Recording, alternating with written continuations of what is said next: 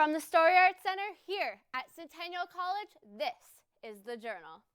Coming up on today's show, a documentary about Toronto DJ Paul Osinski, a story focused on family treasures, an inside look of a barbershop business ran from the basement of a home, and finally, our feature story of provincial level women's soccer team right here in Toronto. Don't go anywhere.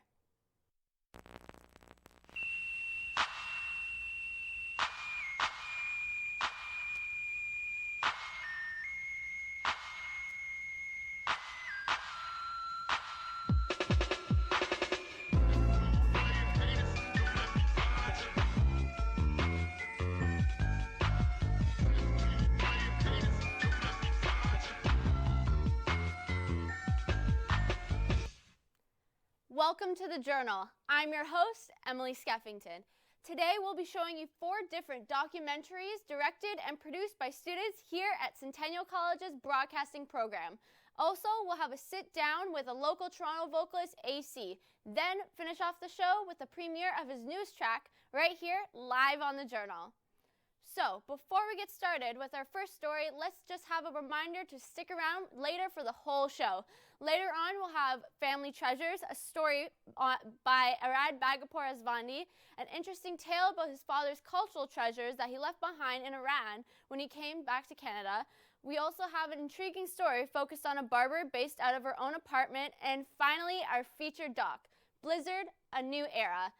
That takes an in-depth look of the lifestyle of a provincial-level soccer player, Natalie Abate, produced by today's showrunners, Nick Abate, Leo Solorzano, and Chris McMaster. Wow, what a lineup. Each of these documentaries have something special to offer and their own distinctive story.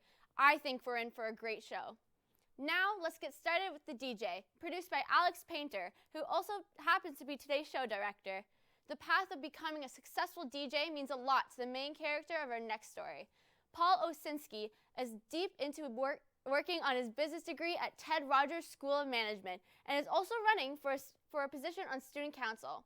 Despite the circumstances, somehow Paul still manages to find the time to pursue his passion for DJing music.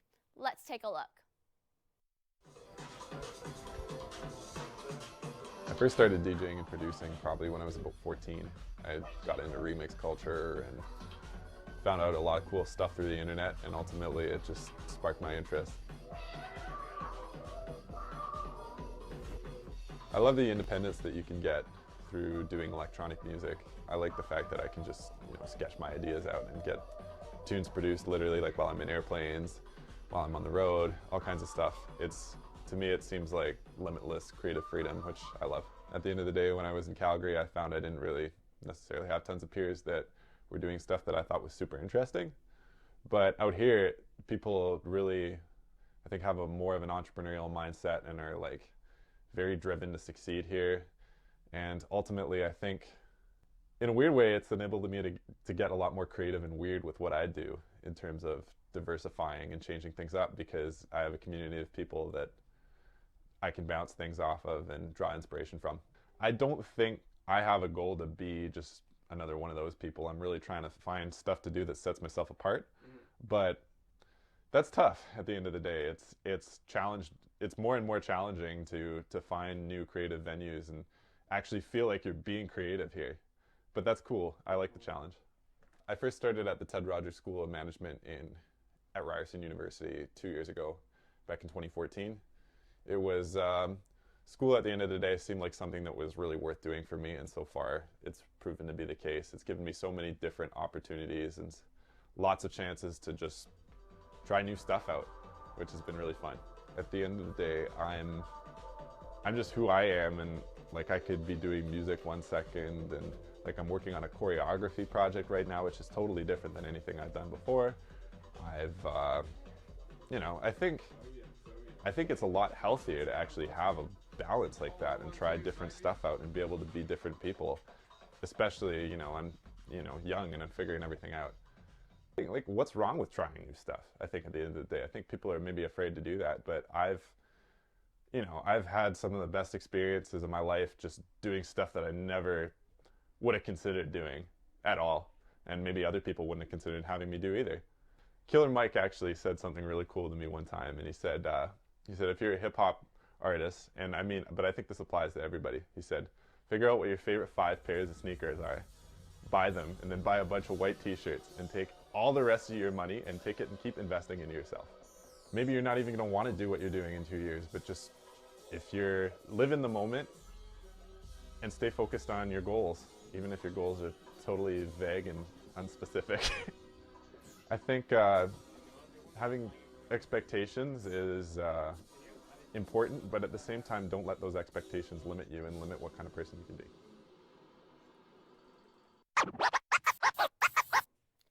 There you have it. That was The DJ by Alex Painter.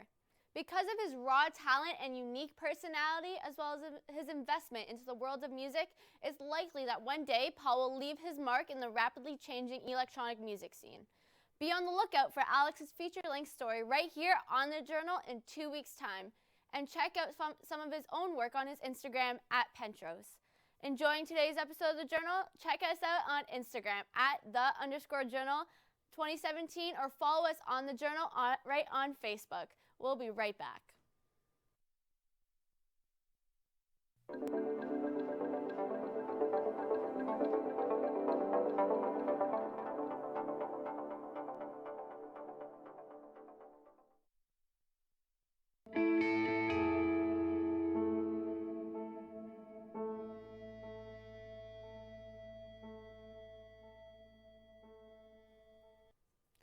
Welcome back.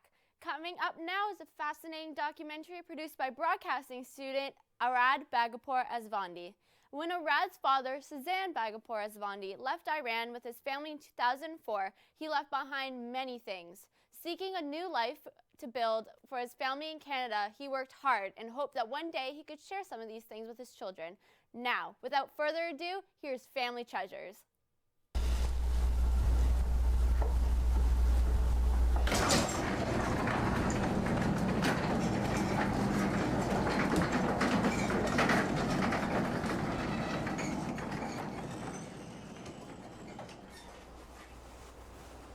Not too long ago, my father called me and asked me to help him move some boxes. Those boxes had just arrived from Iran. I had no idea what these boxes contained, but I knew they had to be valuable to my father.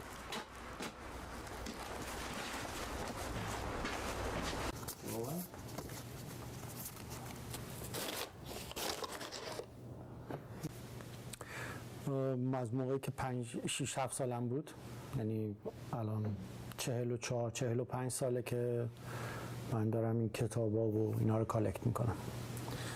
من خوندن خیلی دوست دارم، خیلی زیاد خوندن رو دوست دارم. اکچولی در واقع عادت کردم به خوندن، به خاطر اینکه ما اینجا زندگی میکردیم تو جنوب ایران، منطقه نفتی بود.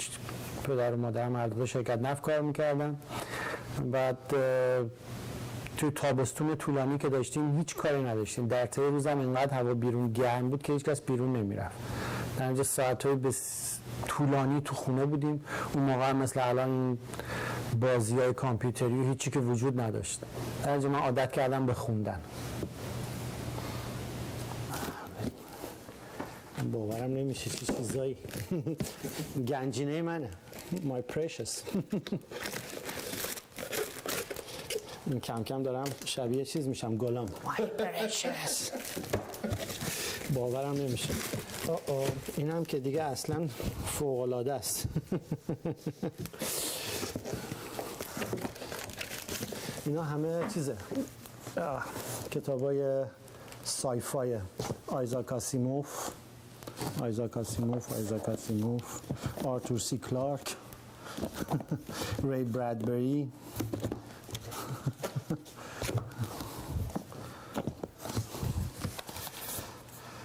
میخائیل بولگاکوف.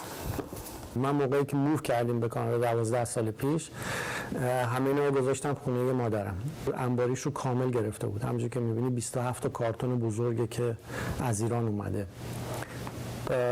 دیگه مامان داشت موو می‌کرد از خونه، باید میرفت جای دیگه. برای همین تصمیم گرفتیم که اینا رو برای من بفرسته. یه کمپانی پیدا کرد که اینا رو فرید کرد. خیلی هم هزینه‌اش بالا بود. چقدر بود؟ نزدیک $4,000 کانادین. مال منه، مربوط به منه، گذشته منه، تاریخ منه، زندگی منه، چیزایی که من با همشون با تک تکشون خاطره دارم. بعدم کتاب، من عاشق کتابم، دوست ندارم هیچ وقت کتابمو به هیچ کس ندادم. یعنی هر کی اومد خونه نمیتونست کتاب از من بگیره ببره بخونه، همه هم میدونستم.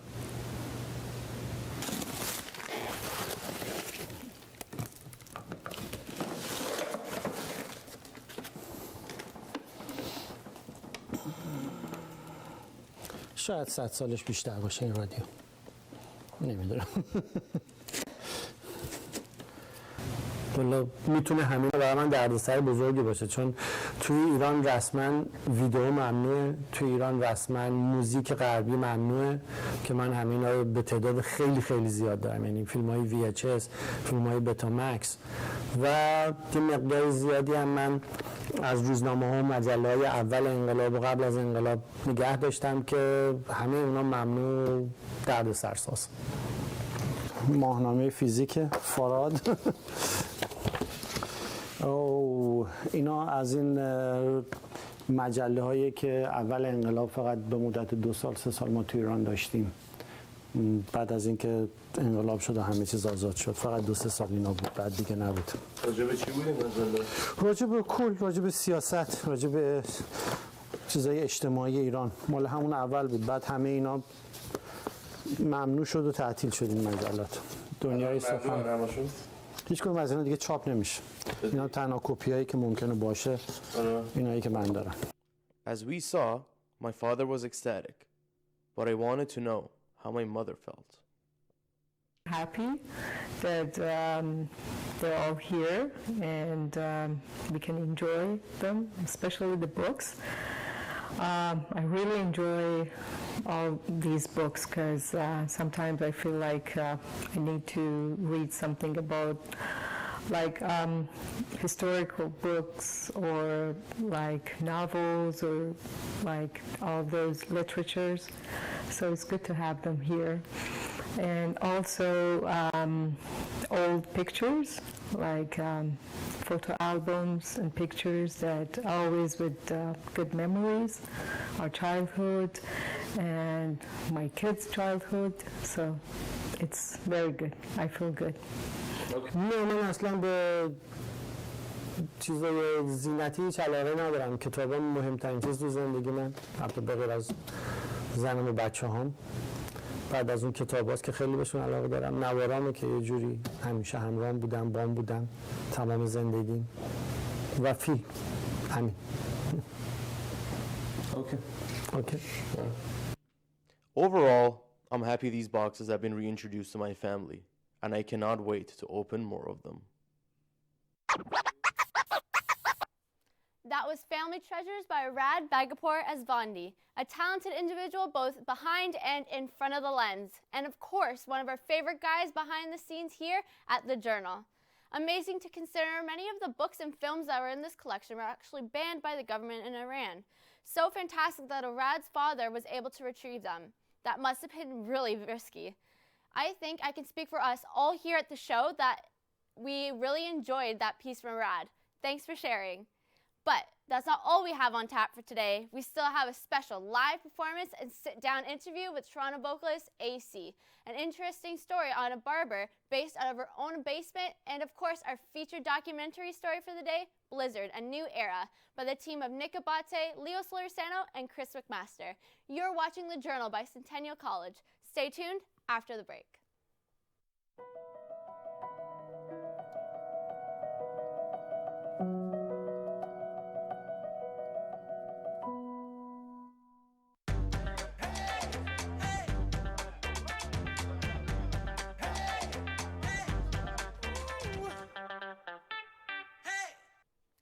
Do you hate having to go to your local barber shop?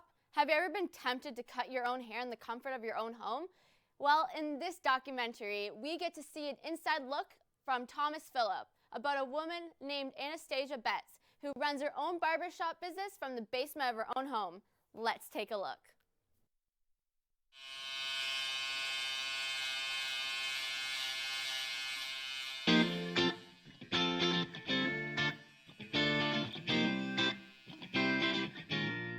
I I'm Anastasia, and I'm a basement barber. What is a basement barber? When I say that, I pretty much mean that I do hair out of my basement. That's where I am right now. I don't work in a salon. I just do my own thing with friends and family and friends of friends. I've always loved doing my hair, my own hair, for like as long as I can remember, and it grew this passion. I find when I do my own hair or when I change my hair, I feel like a new person and I feel like I can take on the world. And that's something that I wanted to give to people. And that passion was realized when I was about 16 years old.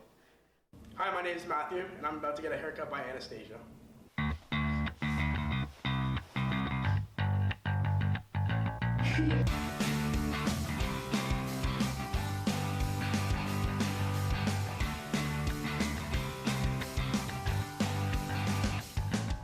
He's really good, but when I'm here, I just kind of like, hey, Anna, give me a haircut. Like, I know she'll do a great job. Like, I don't even care what she does.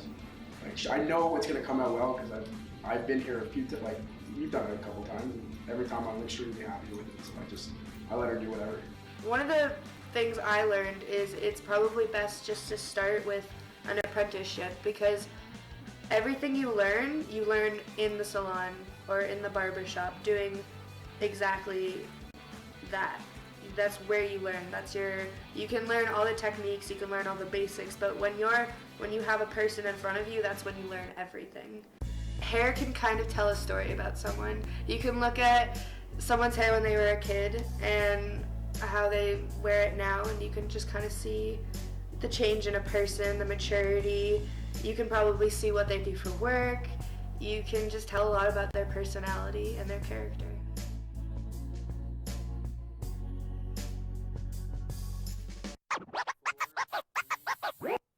What an interesting story. Maybe I'll have to consider visiting the basement barber myself one day. Who knows? Well, moving on. Playing competitive level sports is a rather common practice in many young athletes' lives. However, little do many know how much dedication and hard work these kids put into their routines to become the best they can and achieve their goals. For Natalie Abate, a striker on Toronto Blizzard, soccer means everything. In Blizzard, a new era, viewers get an in-depth look on just how challenging it can be to balance both school and soccer while still being successful in both. Now, let's take a look at Blizzard, a new era. Ladies, there will be girls with teeth coming out. How tough are you? How mentally tough are you? How big's your heart?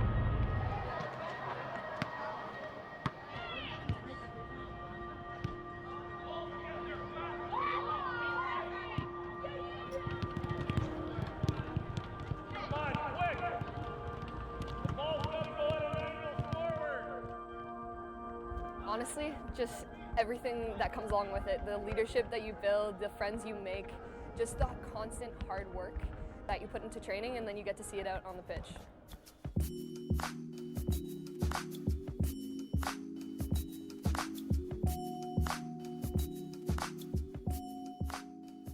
I just like how hard each girl works and how each girl knows their place on the field. Like, I've never been on such a tactical team that knows what they're doing.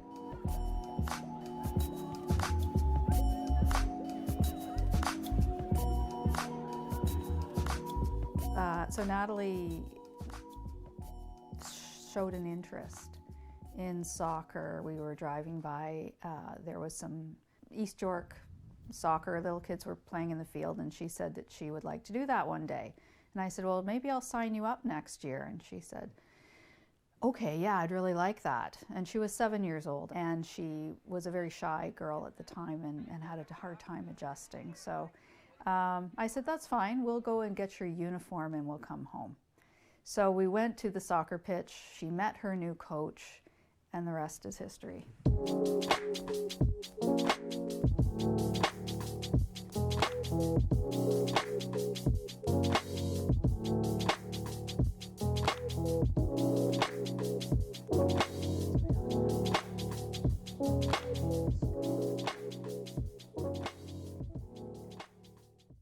When I first started soccer, it was U8. So I was playing just East York House League, and then 2 years later I got into the rep program, and from then on, now I'm here. Joe, Coach Joe. What do you feel about Coach Joe? How do you feel about it? Coach Joe's something else. I've never had a coach like him. I've never had a coach that's pushed me so hard and so specific to me and my soccer career. Like, he has so many girls he's training, but he can pick out each player on the field and improve you. Like, he's not afraid to knock you down a few steps just so that you can get up. My name is Joe Parolini, and I run the Toronto Blizzard, and we started 4 months ago, and we're looking forward, trying to revitalize a name that's been around before everybody. Well, it's, put it this way, with me, they don't have a choice. Either they listen or they're off the club. That's it, very simple. A big difference between the men's side of the game and the women. Men play hard, physical, they yell at each other, tell each other where to go, and then they go for a beer. Women hold the grudges, so as long as you understand that, I don't allow it, or else I'll get rid of both of them. And that puts them in shape, and they have to sort it out.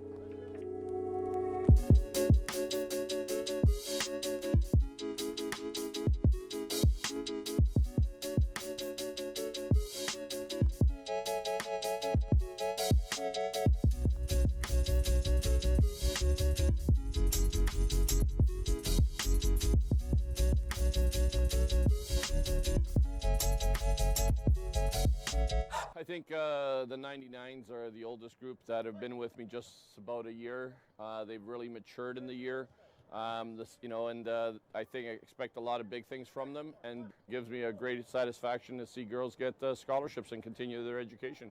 Well, yeah, I think each one of them that got scholarships stands out. They came into this a year ago with not even a single letter of interest, and 17 of them have got scholarships full ride. So, I mean, they all stand out. You can't place one over the other because every coach sees something different, or else they would have all gone after the same kid. Initially, she got a verbal offer from Oakland University in Michigan. And in addition, she's also received interest from University of Wisconsin at Green Bay. Jeez, honestly, I gotta say, like, it feels so good to train. I know we train at York twice a week, we run fitness, and it is extremely difficult. It's not a fun time, but in the end, you feel so good.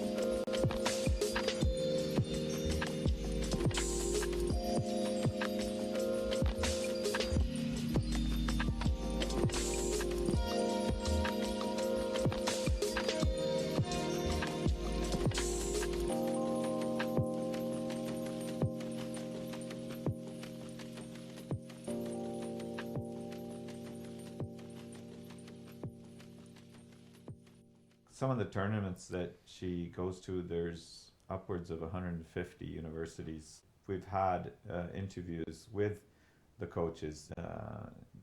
You get a good feel that they're interested also as the soccer player as a person. What's your personality? What's your beliefs? What's your strengths? Not only your academia, your skills, but your personality as a whole. A few of my goals would definitely be, like, obviously everyone's dream, play for the national team. But for sure, achieve a D1 scholarship, go down. I have a few offers right now. I haven't taken anything on verbally yet, but that would definitely be one of my goals I want to pursue. Another accomplishment would just be on this team, being able to play D1 schools in the States, travel, stay here, play schools, Canadian schools here, and being able to perform. To be able to actually beat these teams is just an accomplishment in itself. Let's go, girls!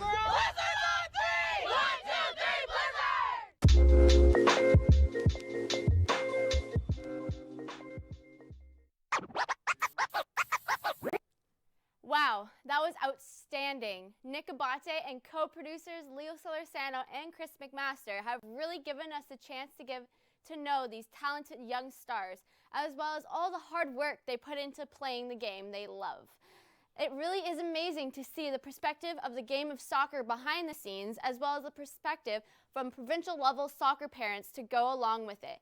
After the break, I'll be sitting down with local Toronto vocalist ehCee. Do not go anywhere.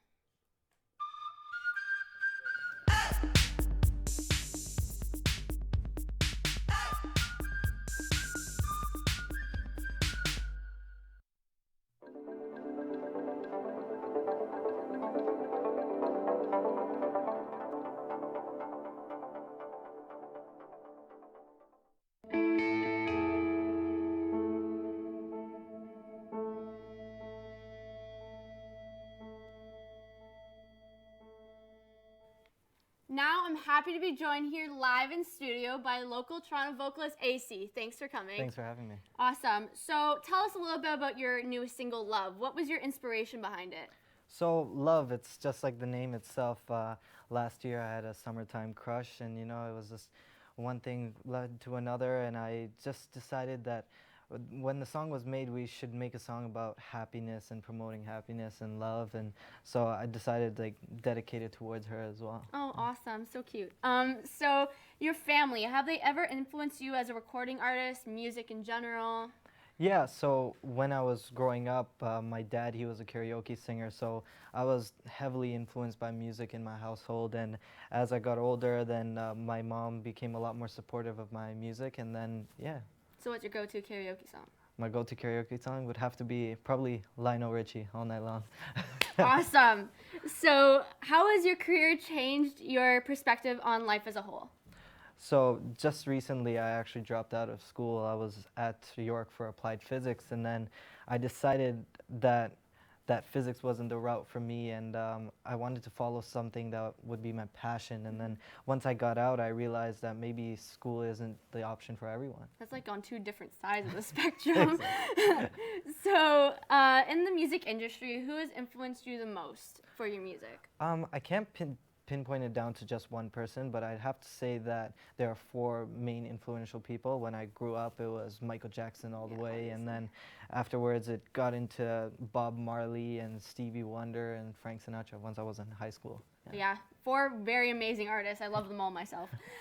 So your new track, Love, that we just talked about, where can listeners find your newest track? So they can find it on Spotify, Apple Music, SoundCloud, and a lot of other streaming services. Just gotta look me up. Oh, awesome.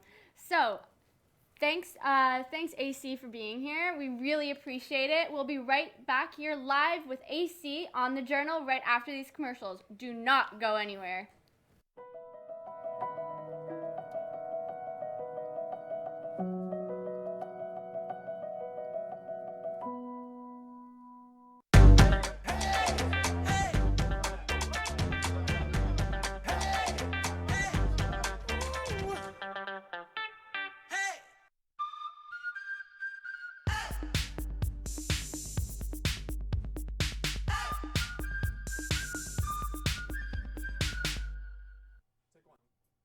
Now it's the time we've all been waiting for. Here's ehCee's debut of his newest single, Love, right here, live on The Journal. Enjoy.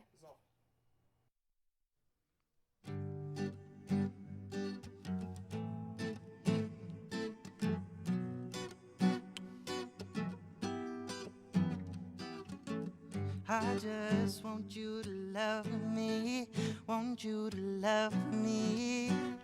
Oh, love, I just want you to love me, want you to love me. Oh, love, baby, telling these stories, don't act like they know me. Oh, no, no, no, baby, they telling these stories, don't act like you know me. Oh, no, no, no, they told you I was a player, you trying to say later, while I was trying to cater to your love, cater to your love. Oh, hold you close and give you all this love. And I just wanna tell you that I can be faithful, give you a taste to love me if you care to, be all mine if you dare to, and here it's just us two, just us two, yeah. Start listening, stop dissing, I just wanna be kissing you all night and hold you so tight. Start listening, stop dissing, I just wanna be kissing you all night and hold you so tight. And I will be here to make make you feel so perfect. 'Cause baby, you deserve it. Other guys you so, baby, let's keep it real. Tell me you know what's the deal. Why we late till the sunrise? See you in the morning. We'll take a ride, ride with me, ride for me, ride with me, ride for me. Will you ride with me? Yeah. I just want you to love me, want you to love me, oh love. I just want you to love me, want you to love me, oh love. Baby, they telling stories, don't act like you know me. Oh no, no, no. Baby, telling stories, don't act like you know me. Oh no, love me now.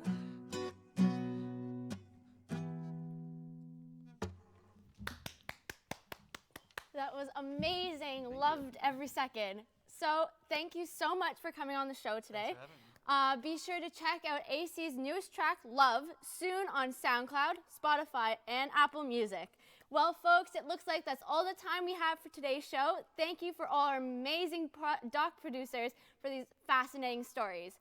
Be sure to follow us on Instagram at _journal2017, on Facebook at thejournal2017, and of course, email us at thejournal2017@gmail.com. Be sure to tune in every Wednesday, Thursday, and Friday live on our Story Arts Center YouTube channel for new episodes. For all of us here at The Journal, I'm your host, Emily Skeffington, and have a great day, everyone.